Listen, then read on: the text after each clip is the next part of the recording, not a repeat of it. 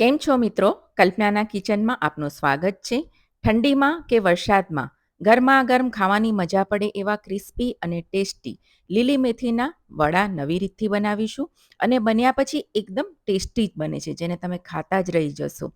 અને બાળકોને તમે ટિફિનમાં આપી શકો છો. ચા સાથે ખૂબ જ ખાવાની મજા પડે છે. ચટણી સાથે કે સોસ સાથે પણ ખાઈ શકો છો. તો મારા વિડીયોને અંત સુધી જોતા રહેજો. તો ચાલો બનાવી લઈએ લીલી મેથીના વડા. નવી રેસીપી જોવા માટે કલ્પનાસ કિચનને સબસ્ક્રાઇબ કરો, સાથે બેલ આઇકોનને જરૂરથી દબાવી દો, જેથી નવા રેસીપી વિડીયો સૌથી પહેલાં જોવા મળે. મેથીનો નવો નાસ્તો બનાવવા માટે આપણે 1 કપ પૌવા લઈ લઈશું. જે બટાકા પૌવા બનાવીએ છીએ આપણે એ પૌવા લેવાના છે અને એને 2 થી 3 પાણીથી આપણે ધોઈ લેવાના છે. ધોઈને પાણી બધું જ નિતારી કાઢવાનું છે. આપણે પાણીમાં એને પલાળવાના નથી. બસ 2 થી 3 એને આ રીતે પાણી આપણે ચોખ્ખું પાણી લઈ લેવાનું છે. 2 થી 3 વખત એને આપણે સરસ ધોઈ અને પછી પાણી બધું નિતારી દઈશું. જુઓ, મેં 2 થી 3 વખત ધોઈને બધું જ પાણી નિતારી લીધું છે.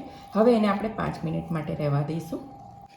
જુઓ મિત્રો, 5 મિનિટ થઈ ગઈ છે. હવે પૌવાને આપણે આ રીતે હાથથી મસળી લેવાના છે. જુઓ, સરસ પલળી ગયા છે એટલે તરત મસળાઈ જશે. જુઓ, પૌવાને મેં સરસ મસળી લીધા છે. હવે આપણે બાકીના મસાલા કરી લઈએ. સૌથી પહેલાં મેં 1 કપ મેથી લીધી છે. જુઓ, મેથીને મેં આ રીતે મોટા મોટા રાખ્યા છે. જુઓ, એના પાન આપણે એને કાપવાની નથી ચપ્પુથી, એને હાથથી જ આપણે આ રીતે તોડી લઈશું. જુઓ, આ રીતે તોડીને નાખવાની છે. એની ફ્લેવર ખૂબ સરસ આવશે અને પ્લસ જ્યારે મોટા મોટા તાતણા એમ બંધાશે તો પણ સરસ આવશે. આ રીતનું કરી લઈશું. 1 કપ મેથી લેવાની છે. 5 કપ લીલા ધાણા લઈશું અને 5 થી 6 મેં અહીં ફુદીનાના પાન લીધા છે. એને પણ આપણે હાથથી તોડીને નાખીશું.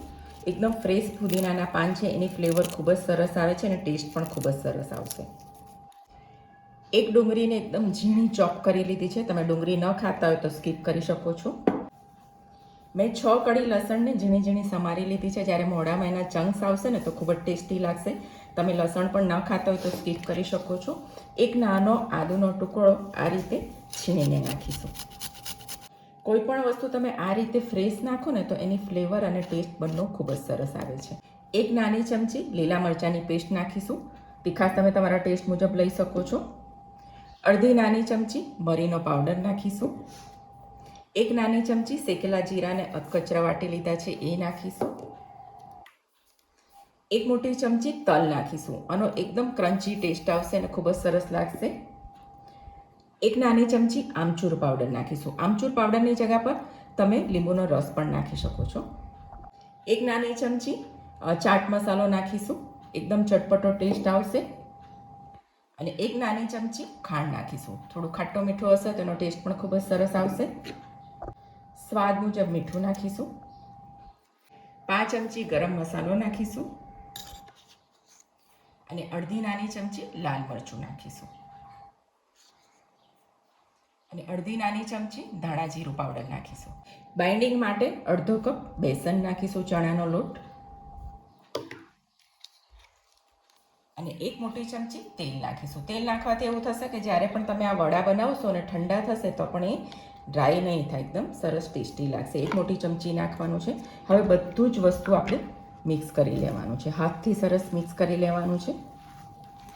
જુઓ, બધું સરસ મેં મિક્સ કરી લીધું છે. તમે જોઈ શકો છો સરસ બાઇન્ડિંગ પણ આવી ગયું છે અને કોઈ પણ પાણીની કે કશાની જરૂર નથી પડી. જો તમારા પૌવા બહુ ડ્રાય થઈ ગયા હોય તો તમે થોડું પાણી અથવા થોડું દહીં લઈ શકો છો બાંધવા માટે. હવે આપણે ટિક્કી વાળી લઈશું. જુઓ, હાથને થોડો તેલવાળો કરી લઈશું અને તમને જે સાઇઝના વડા જોઈએ તમે એ સાઇઝના બનાવી શકો છો. બહુ જાડા નહીં બનાવવાના, થોડાક મીડિયમ સાઇઝના આપણે બનાવીશું. જુઓ, આ રીતના, અને એને સરસ લીસા કરી લઈશું. આ રીતના બનાવવાના છે. હવે એને આપણે પ્લેટમાં લઈ લઈશું અને આ જ રીતે બધા જ આપણે વડાને વાળી લઈએ. જુઓ, મેં બધા જ વડા વાળી લીધા છે. હવે આપણે એને સેલો ફ્રાય કરી લઈશું. વડાને તળવા માટે મેં તેલને ગરમ કરી લીધું છે. હું સેલો ફ્રાય કરવાની છું. તમે ડીપ ફ્રાય પણ કરી શકો છો અથવા તમે એર ફ્રાયરમાં પણ એને સહેજ તેલ લગાવીને એને ફ્રાય કરી શકો છો. હવે આપણે જે ટિક્કી વાળી છે એ નાખીશું અને એને સરસ ઉલટતા પુલટતા ક્રિસ્પી થઈ જાય અને સરસ ગોલ્ડન કલર આવી જાય ત્યાં સુધીને આપણે એને ફ્રાય કરી દઈશું. પલટાવી લઈશું અને સરસ ગોલ્ડન કલર આવે ત્યાં સુધી આપણે બંને તરફથી એને આ રીતે પલટાવતા પલટાવતા ફ્રાય કરી લેવાનું છે. જુઓ મિત્રો, આપણા વડા સરસ ફ્રાય થઈ ગયા છે. તમે જોઈ શકો છો કલર બી સરસ આવી ગયો છે. આપણે એને કાઢી લઈશું ટિશ્યુ પેપર પર અને આ જ રીતે બધા જ વડાને આપણે ફ્રાય કરી લઈશું. જુઓ મિત્રો, આપણા વડા બધા જ બનીને તૈયાર થઈ ગયા છે. તમે જોઈ શકો છો એકદમ ક્રિસ્પી અને એકદમ ટેસ્ટી અને ફક્ત 10થી 15 મિનિટમાં જ બનીને રેડી થઈ જાય છે. ખૂબ જ ઝડપથી બની જાય છે. વડાને તમે ગ્રીન ચટણી સાથે કે ટમેટો કેચઅપ સાથે સર્વ કરી શકો છો. મેં ટમેટો કેચઅપ સાથે સર્વ કર્યું છે. હું તમને એક બતાવું છું. જુઓ, એકદમ ક્રિસ્પી બન્યા છે. અવાજ આવે છે ને? અને તોડીને પણ બતાવું છું.